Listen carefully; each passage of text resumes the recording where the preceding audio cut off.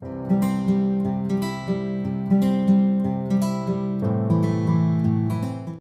Hello my dear friends, welcome back to my YouTube channel AD talks. और आज का जो हम लोगों का टॉपिक है वो शेयर्स एंड डिविडेंड्स है। और मैंने इसके पहले पिछली वीडियो में आप लोगों को कुछ फॉर्मूले बताए थे, जो कि ये हैं। ये कुछ फॉर्मूले मैंने आपको इसके जस्ट पीछे वाली वीडियो में बताए थे, जिसमें मैंने आपको investment, annual income, rate of return, number of shares और नंबर ऑफ़ शेयर्स के जो 2 फॉर्मूले थे वो बताए थे। और मैंने इस वीडियो में आप लोगों को 2 क्वेश्चंस भी करा दिए थे, एक एज अ इंट्रो कि हाँ ये फॉर्मूले कैसे लगने हैं और कहाँ लगने हैं, कैसे अप्लाई करने हैं। तो ये हो गई पिछली वीडियो की बात। तो आज हम लोग उसी के आगे स्टार्ट करते हैं और कुछ हाई लेवल के क्वेश्चंस करेंगे जो बोर्ड पॉइंट ऑफ व्यू से काफ़ी इंपॉर्टेंट है। और मैं आप लोगों से एक रिक्वेस्ट भी करना चाहता हूँ कि अगर आप लोगों ने मेरा यूट्यूब चैनल सब्सक्राइब नहीं किया है सो प्लीज़ सब्सक्राइब कर दें इस चैनल को, जिससे आप लोगों के पास मेरी वीडियोज़ सबसे पहले पहुँचे अपलोड करने के बाद। So guys let's start and get back to our topic. So guys हम लोगों का जो थर्ड क्वेश्चन है वो है कि mister Parekh invested ₹52,000 on ₹100 shares at a discount of ₹20, paying 8% dividend. तो मेन जो हम लोगों की लाइन मैंने आपको पहले ही बताया था वो उसी फॉर्मेट में लिखी होगी जिस फॉर्मेट में मैंने आपको पिछले वीडियो में भी समझाया था और इस वीडियो में फिर बताऊंगा कि शेयर्स से पहले अगर रुपीज़ लगा के कोई भी वैल्यू लिखी हुई है, ये शेयर्स लिखा हुआ है, शेयर्स से पहले जो भी वैल्यू रुपीज़ लगा करके लिखी होगी वो होगी हम लोगों की फेस वैल्यू। जैसे कि ये अगर रुपीज़ यहाँ पे ना लगा होता तब अगर कोई वैल्यू लिखी होती तो वो चीज़ होती हम लोगों की नंबर ऑफ शेयर्स। लेकिन यहाँ पर रुपीज़ लगा हुआ है, इसलिए हम लोग यहाँ पर इस वैल्यू को face value as a face value treat करेंगे। और उसके बाद लिखा हुआ है एट अ डिस्काउंट। मैंने ये भी बताया था कि अगर ऐड के बाद कोई भी वैल्यू आती है रुपीज़ लगा के तो वो हम लोग की डेफिनेटली फेस मार्केट वैल्यू ही होगी एक शेयर की।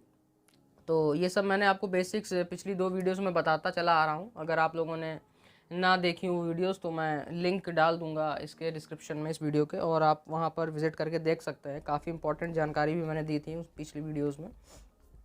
तो जैसे कि हम लोगों को इस लाइन में जो जो चीज़ें मिल रही हैं एज अ गिवन थिंग्स वो हम लोग नोट कर लेते हैं। जैसे कि इन्वेस्टमेंट हम लोगों को एक मिल रहा है मिस्टर पारेख का, जो कि 52,000 रुपीज़ का है ना। हम लोगों को फेस वैल्यू भी मिल रही है एफवी, जिसे हम लोग कहते हैं नॉमिनल वैल्यू भी इसे कहा जाता है।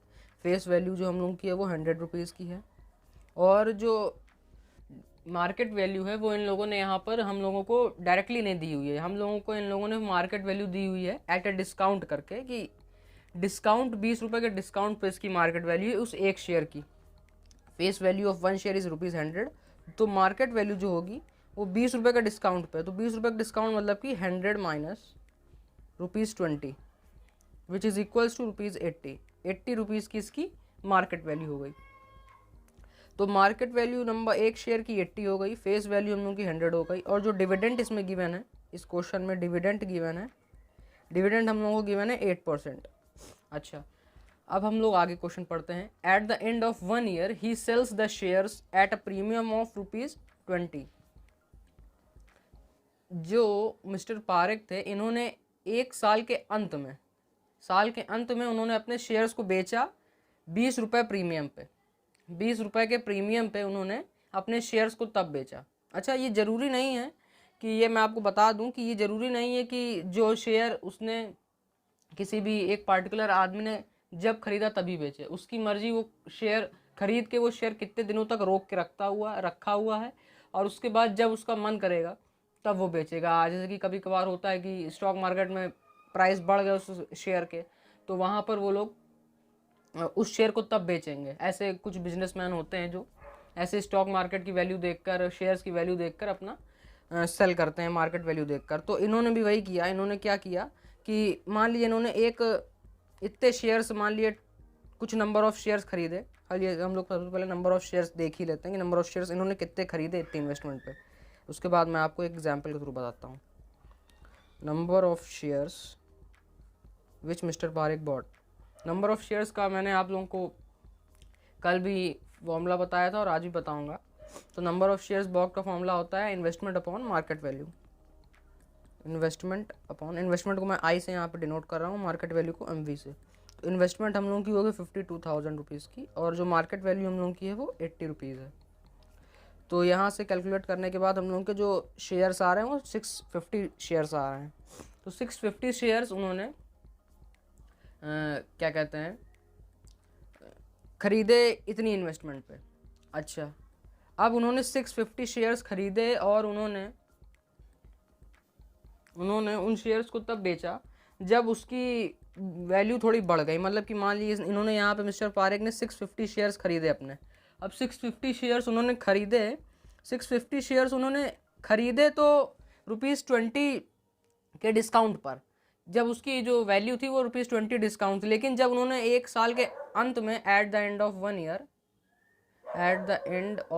ईयर उन्होंने ये जो शेयर बेचे वो जब हो गए ₹20 प्रीमियम पे, ₹20 प्रीमियम पे उन्होंने बेचे अपने शेयर्स।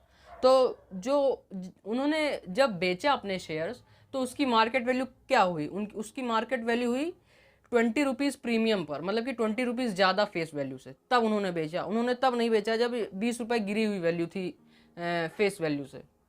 तो अभी मैं आगे करूँगा तो आप लोगों को समझ में आएगा यहाँ पर कि सबसे पहले इसमें क्वेश्चन पढ़ लेते हैं कि क्या है। सबसे पहला क्वेश्चन एनुअल डिविडेंड पूछा गया है। तो एनुअल डिविडेंड हम लोग सबसे पहले निकाल लेते हैं। एनुअल डिविडेंड का फॉर्मूला मैंने आप लोगों को पहले ही बताया था कि रेट होगा into face value of one share into number of shares. तो ये हो गया हम लोगों का एनुअल डिविडेंड का फॉर्मूला। और इसको अब हम लोग अप्लाई करते हैं। रेट हम लोगों को गिवन है 8% का, 8% रेट गिवन है, इसको हम लोग 100 करके लिख लेते हैं और मल्टीप्लाई लगा लेते हैं। और फेस वैल्यू जो है हम लोगों की, फेस वैल्यू हम लोगों को 100 गिवन है, ये देखिए। और नंबर ऑफ शेयर्स हम लोगों ने अभी अभी निकाले हैं 650 रुपीज़। तो 650 रुपीज़ यहाँ पर लिख देते हैं। अच्छा, इसको जब हम लोग कैलकुलेट करेंगे तो हम लोगों का आंसर आएगा इतना, 5200 रुपये का मिस्टर पारेख को एनुअल डिविडेंड मिल रहा है अपने 650 शेयर्स पर। अच्छा, इसमें अब सेकंड पार्ट क्या पूछा गया? सेकंड पार्ट पूछा गया the profit and including his dividend. Mister Parekh का प्रॉफिट बताइए उनके डिविडेंड को इंक्लूड करते हुए। अच्छा, प्रॉफिट अब कैसे निकलेगा हम लोगों का? प्रॉफिट हम लोगों का ऐसे निकलेगा कि उन्होंने जब अपने शेयर्स बेचे तो कब बेचे? उन्होंने एट अ प्रीमियम बेचे, मतलब कि उन्होंने खरीदे तब थे जब वो 20% डिस्काउंट पे थे, मार्केट वैल्यू उसकी गिरी हुई थी। लेकिन जब उन्होंने बेचा उस शेयर्स को तो उन्होंने बेचा ₹20 प्रीमियम पे। तो इसका मतलब यही हुआ ना कि उनका कुछ फ़ायदा होगा बाद में। अगर वो बेचते, थोड़ा अपने शेयर्स को रोक कर बेचते तो उनका थोड़ा फ़ायदा होता। तो वही हम लोगों को देखना है कि उनको कितना प्रॉफिट अर्न हुआ तुरंत ना बेच करके, थोड़ा रुक कर उस शेयर्स को एक साल बाद बेचने में उनका क्या प्रॉफिट हुआ। तो अब हम लोगों को यही फाइंड करना है। तो अब हम लोग कैसे फाइंड करेंगे इसको? सबसे पहले हम लोग ये देखते हैं। तो हम लोगों को यहाँ पर देखिए लिखा हुआ है he sells his profit at the end of year at premium of ₹20, 20 रुपये के प्रीमियम पर वो बेच रहा है अपने शेयर्स को।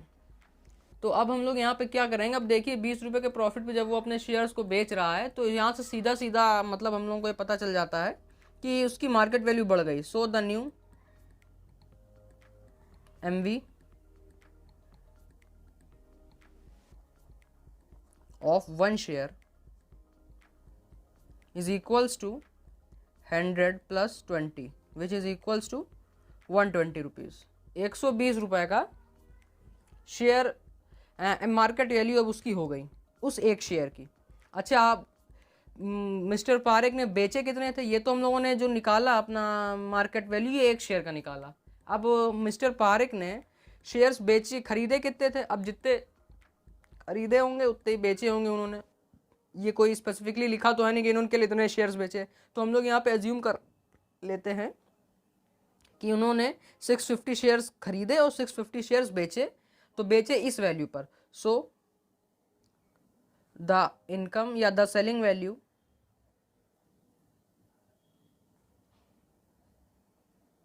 of his 650 shares is equals to rupees 120 into 650. 120 into 650 हम लोग इस वजह से कर रहे हैं क्योंकि मिस्टर पारिक ने शेयर्स अपने 120 रुपये पे बेचे थे और 120 और 650 शेयर्स हैं, तो अगर एक शेयर 120 रुपये में बिक रहा है तो 650 शेयर्स हम लोग के 120 इंटू 650 पर बिकेंगे। तो जब इसको हम लोग कैलकुलेट करेंगे तो हम लोगों का आंसर आएगा 78,000 रुपीज़। ऐसे करके ये फिगर आउट होगा कि हाँ इसकी सेलिंग वैल्यू कितनी है, इसकी सेलिंग वैल्यू इतनी है।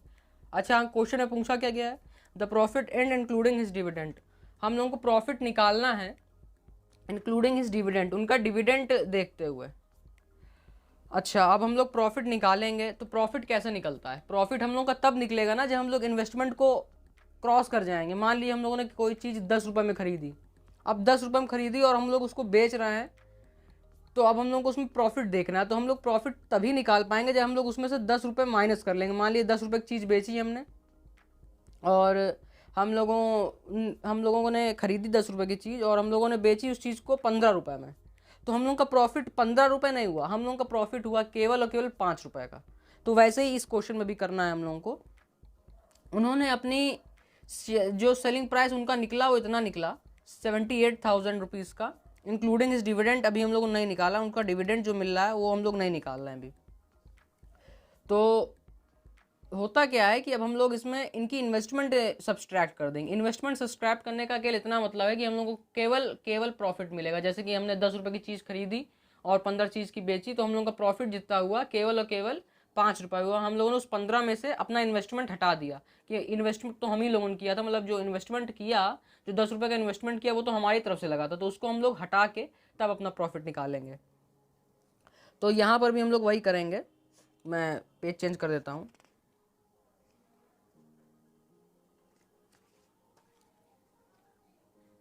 The profit of Mr. Parekh is selling price plus dividend plus D से मैं डिविडेंड यहाँ पे दिखा रहा हूँ plus investment, sorry minus investment, investment हम लोग सब्सट्रैक्ट करेंगे। तो हम लोगों की सेलिंग प्राइस क्या निकली, हम लोगों की सेलिंग प्राइस आई थी 78,000 रुपीज़। 78,000 रुपीज़ प्लस डिविडेंड हम लोगों का आया था इतना 5,200 रुपीज़, माइनस इन्वेस्टमेंट हम लोगों की थी 52,000 की, 52,000। तो अब इसको हम लोग जब सब्सट्रैक्ट करेंगे तो हम लोग का केवल और केवल आएगा 31,200 रुपीज़ का प्रॉफिट। तो 31,200 रुपीज़ का प्रॉफिट मिस्टर फारिक को हुआ इस शेयर्स को खरीदने में, इस शेयर्स को खरीद के 1 साल रोकने में, और 1 साल बाद जब उन्होंने 20% प्रीमियम पे बेचा तो उनको जो प्रॉफिट हुआ इन डिविडेंड इंक्लूड करते हुए वो हुआ हम लोगों का 31,200 रुपीज़ का। तो यही हम लोगों का आंसर हो गया और हम लोगों का ये थर्ड क्वेश्चन जो मैंने उठाया था वो कंप्लीट होता है यहीं पर। अच्छा, ये क्वेश्चन 2011 में आया था, ये मैं आपको बता देता हूँ। तो अगर ऐसे आप लोग सॉल्व करते रहेंगे तो आप लोगों को काफ़ी आसानी से 10 ईयर्स के क्वेश्चन में मिल जाएंगे। और इन सारी वीडियोस में मैं केवल और केवल 10 ईयर्स के क्वेश्चन ही सॉल्व करा रहा हूँ कि हाँ जो बोर्ड पॉइंट ऑफ व्यू से इंपॉर्टेंट क्वेश्चन है केवल और केवल आप उतना ही समझो और उसी पे फोकस करो अपना। हालांकि मैं 1-2 क्वेश्चन ऐसे भी बताऊँगा जो 10 ईयर्स से रिलेटेड नहीं होंगे, लेकिन हाँ जो मेन मेरा फोकस है वो उन बच्चों के लिए है कि हाँ जो 10 ईयर्स नहीं खरीद पा रहे हैं या कुछ वीडियो में नहीं समझ पा रहे हैं कि कैसे क्वेश्चंस हो रहे हैं, तो वो लोग अपना ये वीडियोस देख के क्वेश्चन समझ लें और ये समझ लें कि उन लोगों को बोर्ड में कैसे करना है क्वेश्चन। तो ये क्वेश्चन हो गया 2011 का। अब हम लोग चलते हैं अपने नेक्स्ट क्वेश्चन पर। सो गाइज, हम लोगों का जो नेक्स्ट क्वेश्चन है, क्वेश्चन नंबर 4, वो है कि विवेक इन्वेस्ट 4,500 रुपीज़ इन 8% डिविडेंड। तो इन्वेस्टमेंट हम लोगों को यहाँ पे साफ साफ दिख रहा है कि इन्वेस्टमेंट जो हुआ है विवेक द्वारा वो है कि इन्वेस्टमेंट वो है हम लोगों का 4,500 रुपीज़ का, और डिविडेंड जो हम लोगों को यहाँ पे साफ साफ मोटा मोटा दिख रहा है वो डिविडेंड हम लोगों का लिखा हुआ है 8% का। ₹10 शेयर्स एट ₹15। ये मैंने आप लोगों को पहले ही बता रखा है कि शेयर से जस्ट पहले अगर कोई भी वैल्यू लिखी होगी रुपीज़ में तो वो हम लोगों की फेस वैल्यू होगी। तो जो फेस वैल्यू FV जो हम लोगों की है वो है ₹10 की, और ऐट के बाद जो भी वैल्यू लिखी होगी वो होगी हम लोगों की मार्केट वैल्यू। अगर रुपीज़ में कोई चीज़ लिखी हुई है तो मार्केट वैल्यू जो हम लोगों की हुई वो ₹15 हो गई, है ना। He sells share when the price rises to ₹30। अच्छा, अब इस पर क्या लिखा हुआ है कि विवेक ने एक शेयर खरीदा अपना, कुछ शेयर्स मतलब खरीदे, इन्वेस्टमेंट 4500 रुपीज़ की, और तब उसका जो मार्केट वैल्यू थी वो 15 रुपीज़ थी। लेकिन उसने वो शेयर्स तुरंत नहीं बेचे, वो शेयर्स उसने थोड़ा वेट किया और प्राइस मार्केट वैल्यू बढ़ने दिया, बढ़ने का इंतज़ार किया, और उसने तब बेचा अपने शेयर्स को जब उसका जो प्राइस हो गया वो 30 रुपीज़ का हो गया, है ना। तो ये अभी बाद में इसका काम लगेगा, लेकिन सबसे पहले हम लोग ये बता दे रहा हूँ आपको कि ये उसने बेचा कब, उसने 30 रुपीज़ का जब मार्केट वैल्यू हो गई तब उसने अपने शेयर्स को बेचा। And invest the proceed in 12% dividend ₹100 shares at ₹125। और उसकी जब देखिए हुआ क्या इस पूरे क्वेश्चन में, इस पूरे क्वेश्चन में हुआ, मान लीजिए विवेक हैं, ये विवेक हैं और इन्होंने कुछ शेयर अपने खरीदे, इन्वेस्टमेंट 4500 रुपीज़ की करके इन्होंने कुछ शेयर्स अपने खरीदे और उसको इन्होंने बेचा कुछ समय रोक कर जब मार्केट वैल्यू हो गई ₹30 की, है ना। ये पूरा हम लोगों का एक स्टेप हो गया। ये मैं आपको समझ लिए एक रूट बता रहा हूँ कि सबसे पहले उन्होंने ये किया कि 4500 के इन्वेस्टमेंट पर 30 रुपीज़ का जब मार्केट वैल्यू हो गया एक शेयर, तो उन्होंने अपने सारे शेयर्स को बेच दिया। अब उसके बाद उन्होंने क्या किया कि जब 4500 रुपीज़ के में उनको जितने शेयर्स मिले थे, जितने भी शेयर्स उनको मिले थे, उन्होंने बेच कर जब पूरा मुनाफा कमा लिया, जब उन्होंने पूरा का पूरा अपना प्रोसीड, सेल प्रोसीड मतलब क्या होता है कि जब उन्होंने एक अपना पूरा शेयर्स बेच के उसकी वैल्यू ले ली कि हाँ उनको सेलिंग प्राइस कितना मिला, तो जितना सेलिंग प्राइस मिला उन्होंने उतना सेलिंग प्राइस उठा के, मान लिए इन्होंने इतना सब बेचा, उसके बाद इनको कुछ सेलिंग प्राइस मिला कि हाँ नंबर ऑफ़ शेयर्स के मैं आपको पहले बता देता हूँ कि नंबर ऑफ़ शेयर्स कितने हुए इनके। Number of shares purchased by Vivek,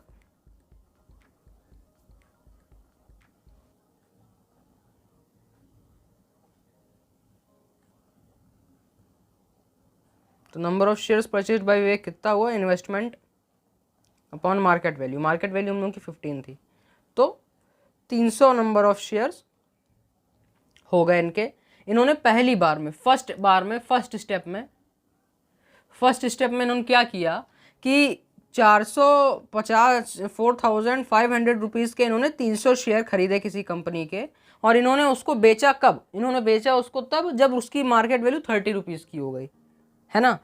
तो उसके बाद इन्होंने क्या किया, जो भी इनको उस पर सेलिंग प्राइस मिला, सेलिंग वैल्यू मिली, सेलिंग वैल्यू मतलब कि उन्होंने कितना बेच कर कितना कमा लिया उस उतने शेयर से, उस सेलिंग वैल्यू को उन्होंने अपने दूसरे स्टेप में लगा दिया। दूसरे स्टेप में इन द सेंस कि उन्होंने फिर उतना ही पैसा जितना इनको मिला वो पूरा पैसा उन्होंने लगा दिया दूसरे शेयर्स को खरीदने में। तो जो शेयर उन्होंने खरीदा उस समय उसकी मार्केट वैल्यू थी 125 रुपीज़। इन्होंने पहले शेयर जो खरीदे थे 300 शेयर्स, नंबर ऑफ़ शेयर्स ये हैं, नंबर ऑफ़ शेयर्स उन्होंने जो खरीदे थे वो 30 रुपये में उन्होंने बेचा, और उससे जो उनको सेलिंग वैल्यू मिली, सेलिंग वैल्यू जो मिली उसको इन्होंने पूरा इन्वेस्टमेंट बना दिया किसी दूसरे शेयर को खरीदने के लिए, जिसकी मार्केट वैल्यू थी 125 रुपीज़। तो यहाँ पर सेलिंग वैल्यू जो है वो इक्वल टू हो गई इन्वेस्टमेंट के। दूसरे केस में उन्होंने सेल अपनी जो थी, ये हम लोग दूसरा स्टेप मान लेते हैं कि दूसरी बारी में उन्होंने जब अपना इन्वेस्टमेंट किया तो वो पूरी सेलिंग वैल्यू जो इनको ऊपर वाले शेयर्स को बेच के मिली थी वो पूरा इन्होंने इन्वेस्ट कर दिया अपने दूसरे शेयर्स को ख़रीदने में, है ना। तो अब हम लोगों को क्या निकालना है, सबसे पहले कि 10 सेल प्रोसीड, कि इनकी सेल कितनी प्रोसीड हुई। तो सेल प्रोसीड होने के लिए हम लोगों को ये निकालना पड़ेगा, सेल प्रोसीड मतलब सेलिंग वैल्यू कितनी आई इनकी। तो सेलिंग वैल्यू निकालने के लिए हम लोग क्या करेंगे, हम लोग यही देखेंगे ना कि 300 शेयर्स इनके 300 शेयर्स बेचने के बाद इनके पास कितना टोटल पैसा आया। तो वही हम लोग यहाँ पर भी करेंगे। हम लोगों ने नंबर ऑफ शेयर्स निकाल लिया और सेल प्रोसीड निकालने के लिए हम लोग क्या करेंगे, हम लोग 300 शेयर कितने रुपए के बिक गए पूरे वो हम लोगों को पता लगाना है। तो एक शेयर की मार्केट वैल्यू क्या थी, sale proceed is equals to MV of 1 share into number of share. ये तो बेसिक सी चीज़ होगी कि अगर एक टॉफ़ी 5 रुपए की है तो 15 टॉफ़ी कितने की होंगी, है ना। तो वही चीज़ यहाँ पर भी है कि अगर एक शेयर की मार्केट वैल्यू 30 रुपये है, जो कि हम लोग को ये देखिए यहाँ पे लिखी हुई है, 30 रुपीज़ का उन्होंने बेचा। जब 30 रुपीज़ की हो गई मार्केट वैल्यू तब उन्होंने बेचा, तो 30 rupees into number of shares कितने हो गए, 300 नंबर ऑफ शेयर्स हो गए। तो सेल प्रोसीड इनकी कितनी निकली, सेल प्रोसीड इनकी निकली पूरी की पूरी 9000 रुपीज़ की। So sale proceed of Vivek is 9000 rupees. 9000 रुपए की सेल प्रोसीड निकली इनकी इस पूरे अटेम्प्ट में। अच्छा, अब आगे क्या लिखा हुआ, and invest the proceed in 12% इतने पे। अच्छा, now Vivek invest his all proceeds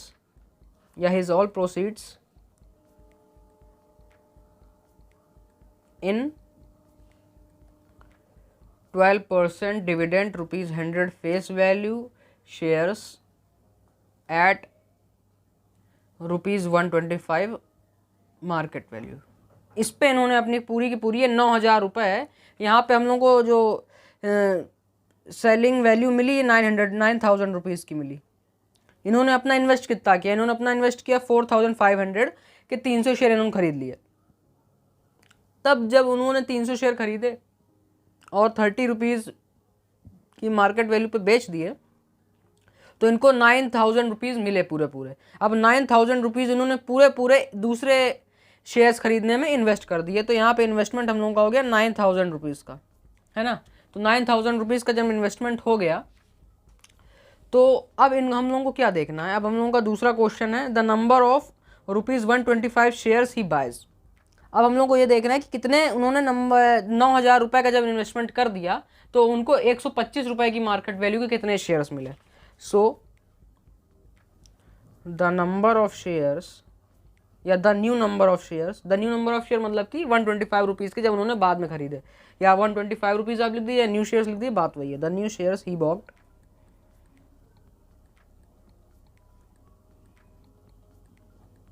is equals to investment या सेलिंग वैल्यू, बात वही हुई। तो इन्वेस्टमेंट इन्होंने यही जो इनको ऊपर वाले शेयर्स को बेचने के बाद मिला वही इनका इन्वेस्टमेंट हो गया 9000 रुपीज़ का। तो 9000 रुपीज़ का इन्होंने इन्वेस्टमेंट किया और मार्केट वैल्यू क्या थी, इसमें मार्केट वैल्यू न्यू शेयर्स की कितनी थी, 125 रुपीज़ थी। तो 125 रुपीज़ की मार्केट वैल्यू हो गई। तो जब हम लोगों ने पूरा इसको डिवाइड करा तो 72 शेयर्स इनको मिले। नंबर ऑफ शेयर्स 125 रुपये की मार्केट वैल्यू के इनको 72 मिले। तो हम लोगों का सेकंड पार्ट का आंसर यही हो गया, 72 is the number of shares. अच्छा, अब हम लोगों का थर्ड पार्ट क्या है, the change in his income from dividend. अच्छा, the change in his income from dividend, मैं आपको यहाँ पे एक चीज़ बहुत अच्छे से क्लियर कर देना चाहता हूँ कि सेलिंग वैल्यू और डिविडेंड दोनों में बड़ा अंतर है। सेलिंग वैल्यू क्या होती है कि इन्होंने टोटल शेयर इनके कितने बिक रहे हैं, मतलब कि मान ली इनके पास 50 शेयर हैं, तो 50 शेयर हैं और इस 50 शेयर की मार्केट वैल्यू 10 रुपये है, तो 50 × 10 ये जो मल्टीप्लाई करने वाला हूँ, 50 शेयर पूरे कितने में बिक गए, कितने रुपए उनको मिले 50 शेयर बेचने के बाद, तो 500 रुपीज़ इनको मिला। तो ये हो गई हम लोगों की सेलिंग वैल्यू। मतलब कि पूरा जितना इनके पास शेयर था, इन्होंने जब पूरा शेयर अपना बेच दिया, उसके बाद जो उनको वैल्यू मिलेगी उसे हम लोग कहते हैं सेलिंग वैल्यू। और डिविडेंड क्या होता है, डिविडेंड वो होता है कि प्रॉफिट ऑन 1 शेयर, एक शेयर बेचने पे इनको कितना प्रॉफिट होगा, ये होता है डिविडेंड, है ना। तो अब इस क्वेश्चन में हम लोगों से क्या पूछा गया है, हम लोगों से इस क्वेश्चन में पूछा गया है the change in his income from dividend, मतलब कि उसकी इनकम में कितना चेंज आया डिविडेंड को मद्देनजर रखते हुए, मतलब डिविडेंड को देख के हम लोगों को बताना है कि इनकी इनकम में कितना चेंज आया है। मतलब हम लोगों को फर्स्ट केस और सेकंड केस दोनों में डिविडेंड कैलकुलेट करना है, और डिविडेंड कैलकुलेट करके ये डिसाइड करना है कि कितना रुपीज़ का चेंज आ रहा है फर्स्ट ट्रांजैक्शन, मतलब फर्स्ट शेयर बेचने में और सेकंड शेयर बेचने में। तो अब हम लोग वही करते हैं। तो डिविडेंड फ्रॉम,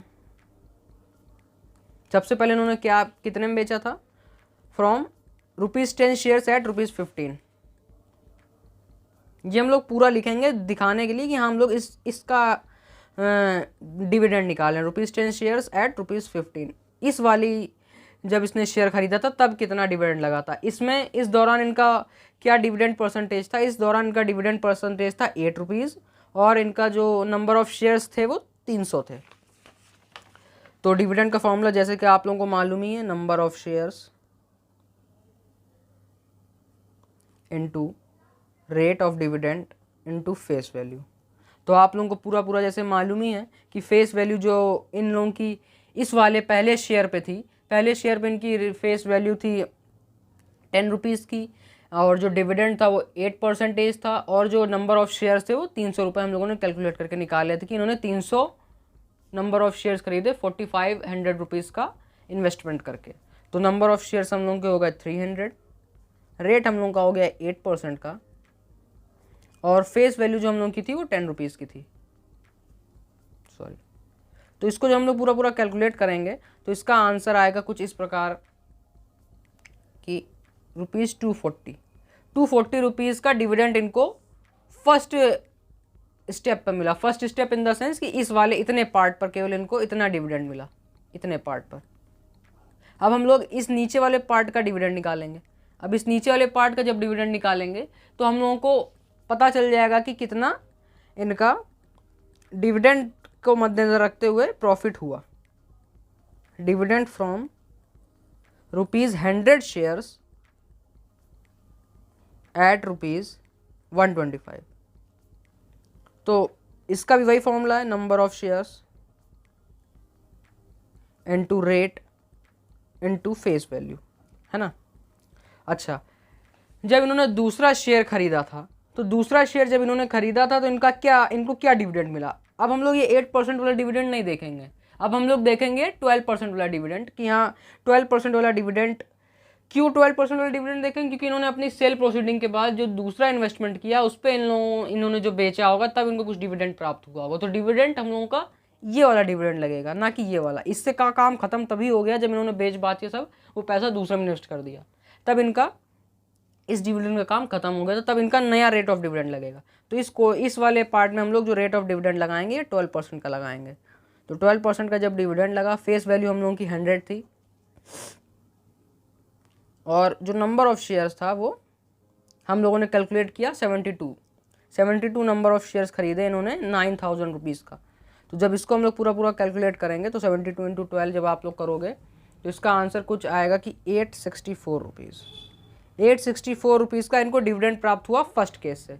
ये हो गया हम लोगों का फर्स्ट केस,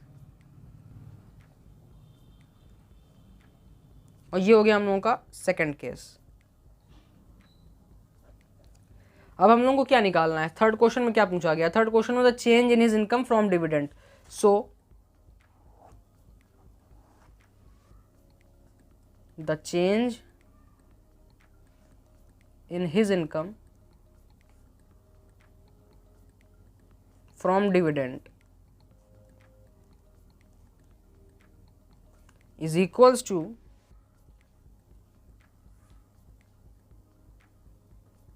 $864 minus ₹240,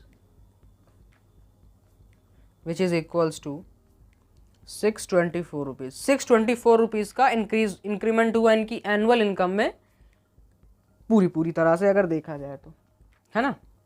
तो इसी प्रकार से आप लोगों को एक क्वेश्चन करना है। जो फोर्थ क्वेश्चन है मैं आपको बता दूं कि ये 2010 में आया था ये क्वेश्चन।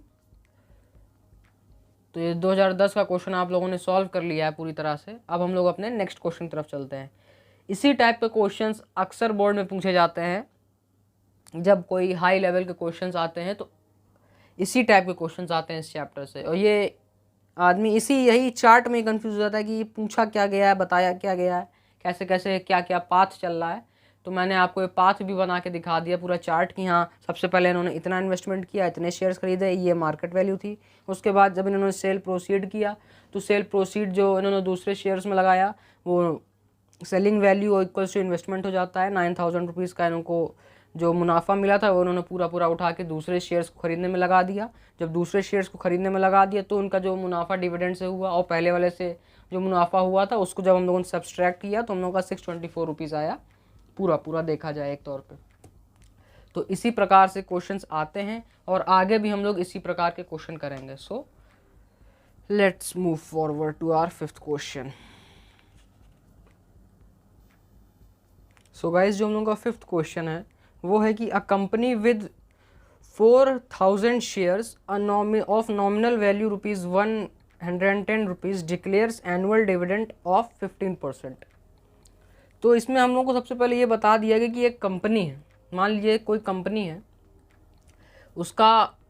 उसके पास 4,000 शेयर्स हैं। अब 4,000 शेयर्स ये केवल बताया गया और कुछ नहीं बताया गया इसमें। तो जो नंबर ऑफ शेयर्स टोटल हुए हम लोगों के पास, नंबर ऑफ शेयर्स वो हो गए 4,000। टोटल नंबर भी लगा देते हैं, सोल्यूशन जो टोटल नंबर ऑफ शेयर हुए हम लोगों के 4,000 हो गए। जो नॉमिनल वैल्यू फेस वैल्यू हो गई वो हो गई ₹110 की, है ना।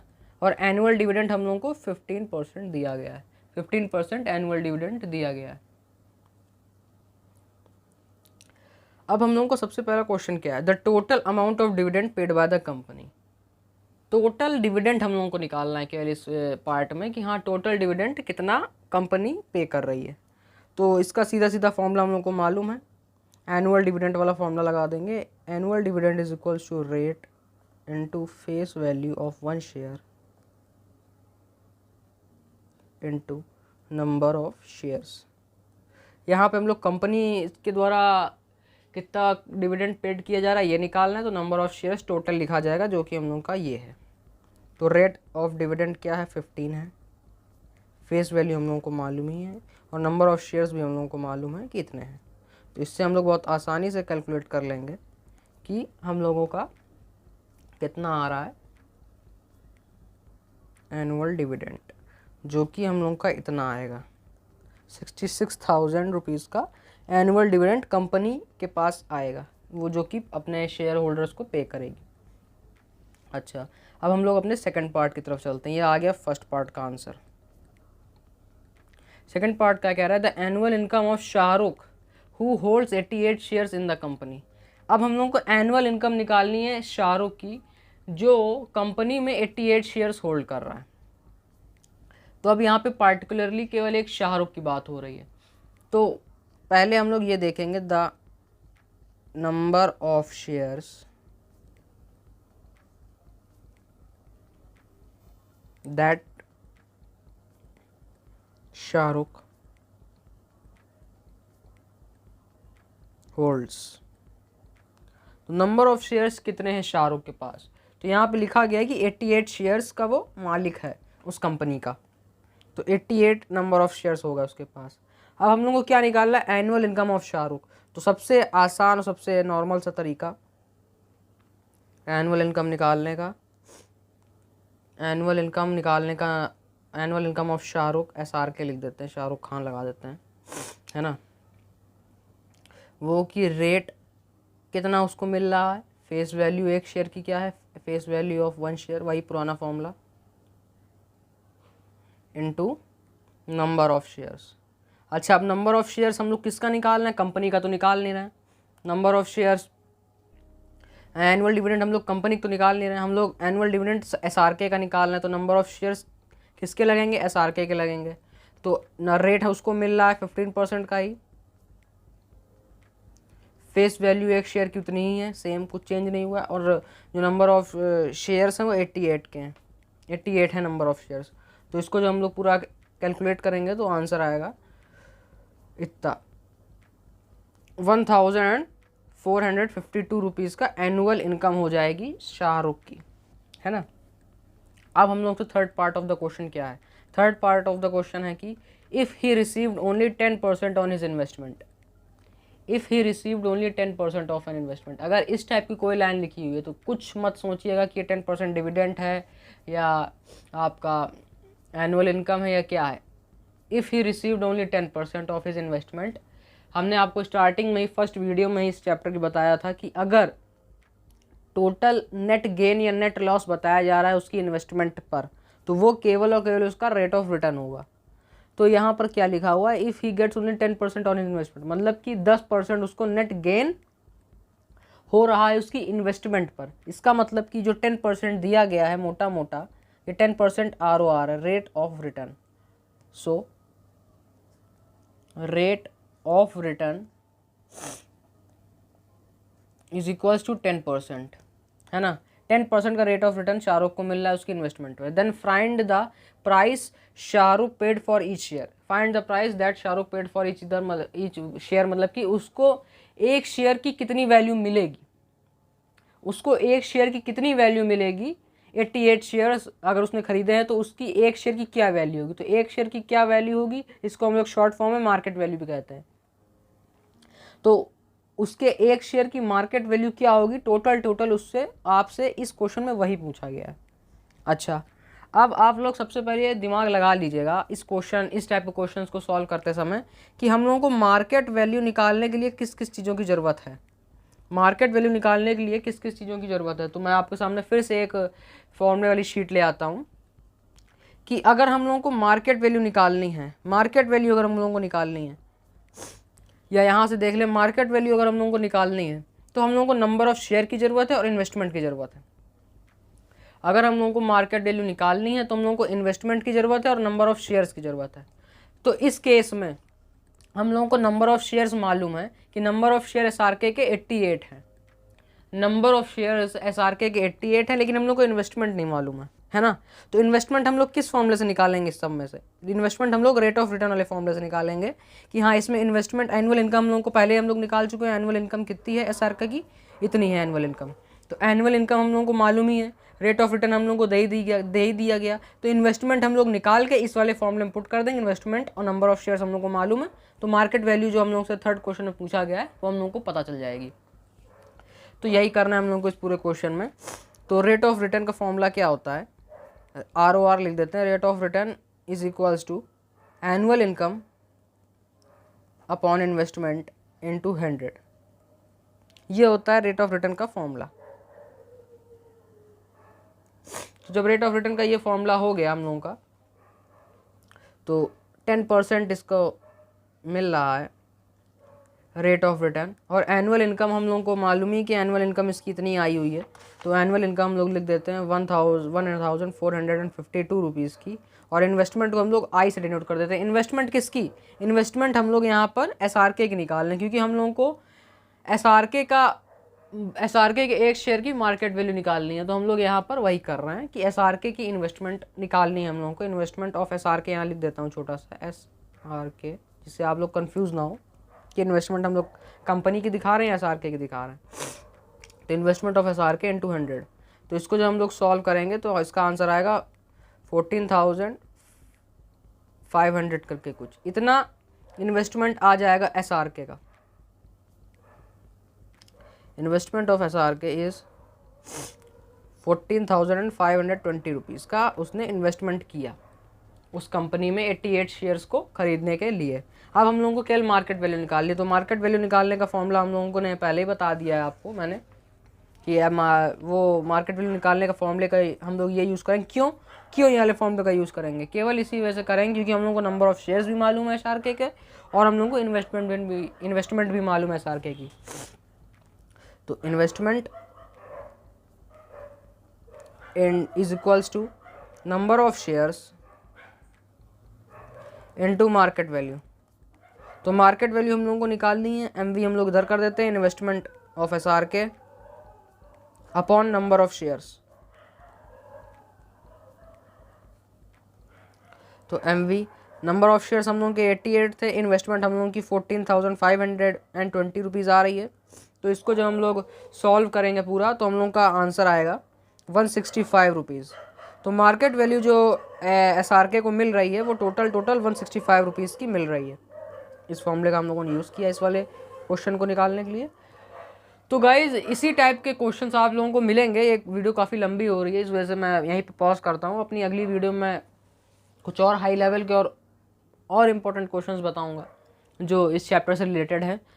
तो guys stay tuned for my next video. और ये सब वीडियोज़ मैं केवल और केवल आप लोगों की कन्वीनियंस के लिए बना रहा हूँ कि आप लोगों को 10 ईयर्स के क्वेश्चन भी मिल जाएँ और आप लोगों की प्रैक्टिस भी हो जाए। और अगर किसी बच्चे को कुछ नहीं समझ में आ रहा है कि इन चैप्टर्स को कैसे डील करें, तो वो इन वीडियोस को देख के अपने चैप्टर्स को अच्छी तरीके से समझ सकते हैं। ये जो क्वेश्चन मैंने आप लोगों को अभी बताया है, ये क्वेश्चन है 2008 का।